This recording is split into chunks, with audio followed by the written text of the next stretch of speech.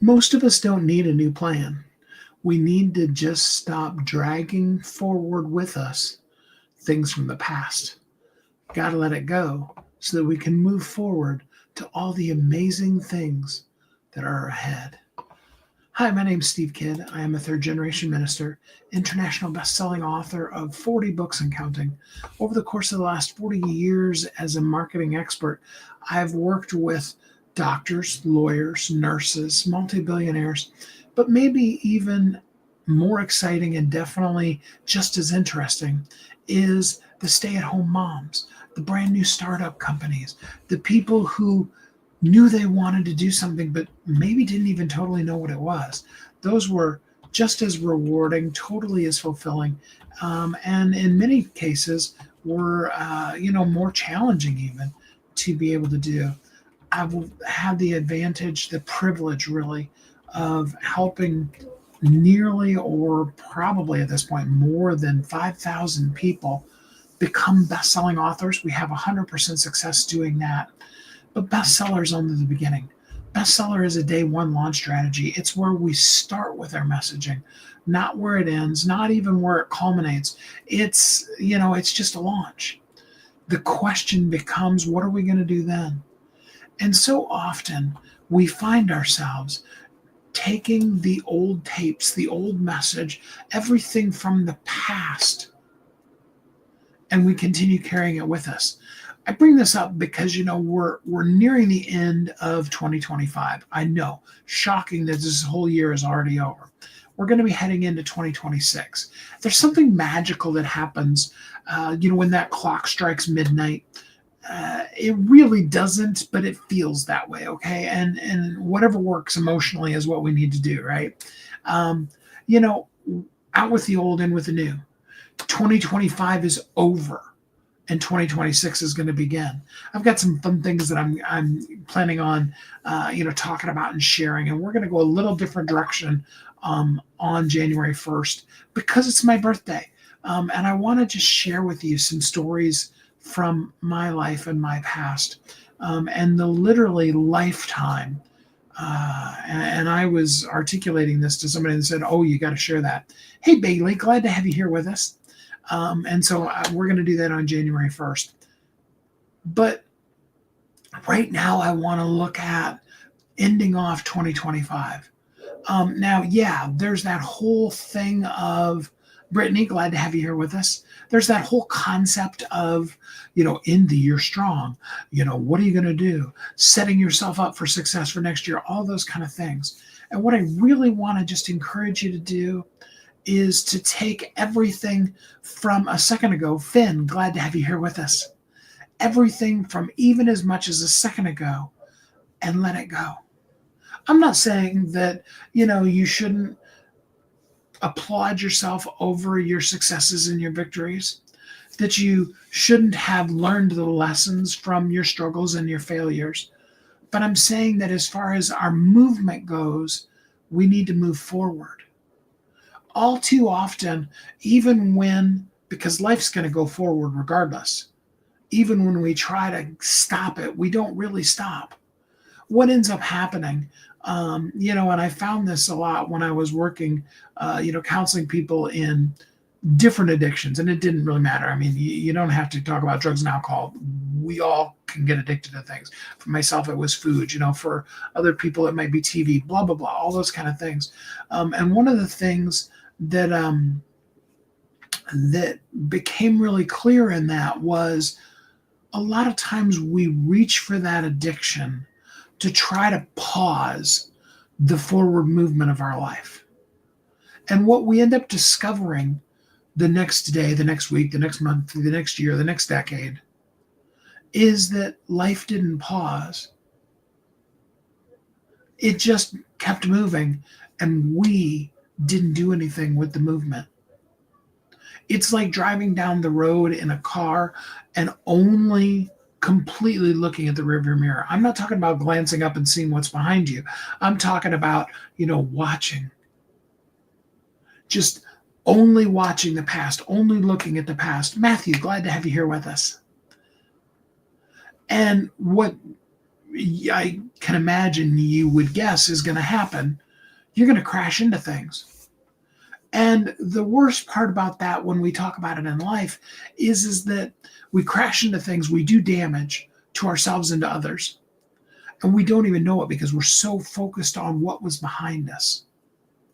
And so as we move through these last few days of this year, rather than spending today at least hyping you up on, all the all the possibilities and all the things that are going to happen, all the magical wonder of January 1st and it now being 2026, what I want to do is I want to help you sever the cord. I want you to take a great big pair of hedge clippers and go chop. Yeah, big manual pair, right? And just chop off the past, the good, the bad, and the ugly. Okay, I'm not saying, because here's the thing. Let me put this a different way. You are who you are, and everything that the past has brought you to the point of, the good, the bad, and the ugly, it's there, okay? But we don't need the anchor, the chain, the tether, all of those things that hold us to the past. We need to let those go. We need to allow everything, the good, the bad. William, glad to have you here with us. The ugly, the things that we wish weren't, all of those kind of things. We need to have those. How do I put that? We need to allow those to be let go. We need to allow ourselves to be whomever we are, right where we are right now, and then move forward. And the only way that we can do that is by, number one, stop looking backward, because where you look is where you're headed. Even though you can't get to the past, that's where you want to head to. It would be great to still be 19 or 20 years old. Sort of. Because there's also a lot of wisdom and experience and success that I've also had that I would have to trade if I was still 20. To have that youthful belief and energy and all those kind of things, sure. And there's some things you can do health-wise that can allow you to do that. But you need to live at whatever age you are, 20, 25, 35, 55. Like me, turning 59 here in just a couple of days. You have to allow yourself to let that past be what it is, the past. As my good friend Ernie Villanueva always said, yesterday is a canceled check. You see, you can, and a lot of us don't use checks anymore. It's kind of an antiquated concept. But if you've ever written a check, these days you would go online and see the canceled check. It used to be that they mailed those checks to you every month. You would get back all of your canceled checks, and you would go through them one at a time through your check register and make sure, and you would balance out your checkbook. And some corporations still do those kind of things. Most of it's digital these days. But the same concept still exists. Money that's been spent is spent. It's no longer there. When the money goes out of your bank account, it's now not in your bank account. And you can't use your debit card off of money that isn't there. If you had $100 in your bank account and you went somewhere and you spent $20, you can't then go to someplace and buy something for $100 with your debit card. If you have a credit card and there's that kind of a limit, you could, but with a debit card, with actual funds that you have, you can't do that. That's so interesting, Sizzle, that you actually used to have to match all of those. Yeah, what a fun job. That probably is really a good thing that that's all automated these days, right? Although I suppose there's probably a person who has to feed them into the little machine that photocopies them and adds them online now. Money that's spent, checks that are canceled, those kind of things. That's what the past is. It's what was. See, the thing about it is both now and in your future, you can earn more money. You can do the things to put more money in that account. And so rather than focusing on the, oh my gosh, I wish I hadn't spent that money on that thing. We can wish it forever and it's not going to change anything. Or we can just simply do the thing that we could do today to put more money in that account.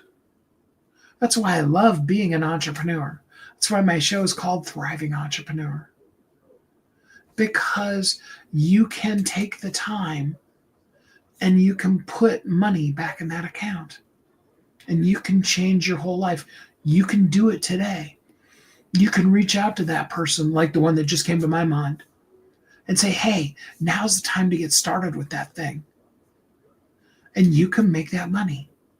And then you have that money in your account. See, like I said, Ernie said, yesterday's a canceled check. He also would then go on to say, tomorrow is a promissory note. In other words, if somebody tells you, hey, I sent you a birthday card, and that birthday card's got some money in it. Hey, that's exciting. You've got a birthday card that's got cash coming in it. Yay. All right. Or it's got a gift card or whatever. Okay. But until it arrives in your mail, it's only a promise of what's to come. It's kind of like your life insurance policy. It's great to have a $1,000 or $1 million life insurance policy, but those are only good when you die. You can't really party on them. I know. All my investment people are going to start jumping on me and say, here's all the ways you can use your insurance policy today. Okay, yeah. Okay, just go with me on the basic concepts here, all right? That's tomorrow's money. You can't spend. You shouldn't spend. There are some ways that you can get yourself into massive debt. But you really can't spend tomorrow's money. As much as there are concepts of borrowing and things like that, you really can't. What you can do is maximize this day that's called today. We're headed towards that amazingly wonderful event. Last corporate job you ever had and you never wore a necktie again. Good for you. You can tell I'm really, here's my tie. The strings on my hoodie because I'm cold again today. Seriously, though, today is such a powerful day. And yes, we're headed towards January 1st, 2026. We're ending off 2025. What I want you to do today, not at midnight on the 31st, not at 12:01 a.m. on the 1st, right now, I want you to sever the ties from the past. I want you to decide who you are, what difference you're going to make. We go back to our 3 C's: clarity, consistency, connection. Who do you want to connect to? Know clearly who you're meant to serve and what you can do to help them. And then consistently do that and start now. Your book is a perfect example of that because the book may be sitting on your desk, technically on your computer, ready and waiting to go out. Let's put it out. It may be a concept in your head. Let's get it out of your head. Judy just contacted me yesterday and was talking about, hey, what can we do to get some clients? Judy is ready. Okay, she had the baby. She's feeling good. She's looking for some people that really are ready to up-level their story and get it out there, to have somebody that will work with them on an ongoing basis. She's even at the point where she'll work with you, and meet every day if necessary. I'm not saying she's cheap, but I'm saying she's absolutely worth it. And every single person that she's ever worked with will totally, absolutely tell you that she did things for them to help them discover their voice and put it down on paper that no ghostwriter could ever do. Because a ghostwriter is going to take your stuff and write it their way.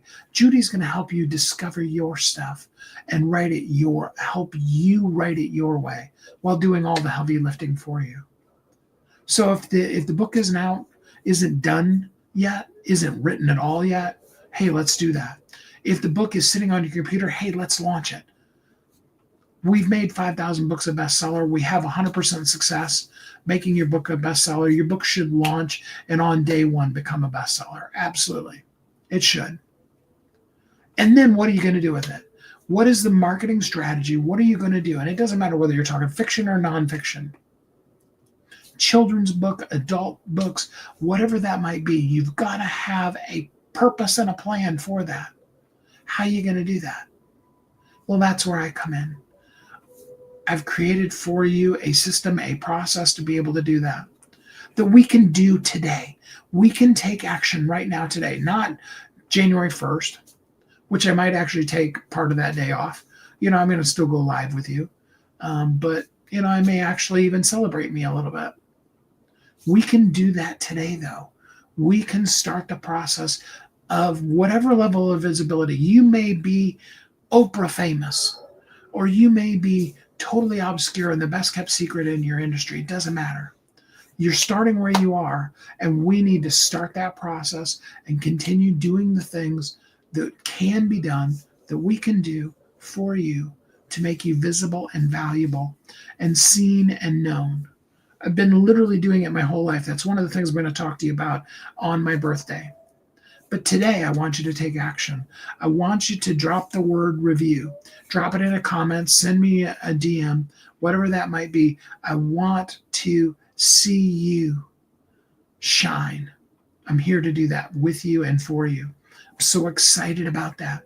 So drop the word review and let's get you on the road. Start out, make your visibility, let the past go, and let today be the day that you move forward and you take action.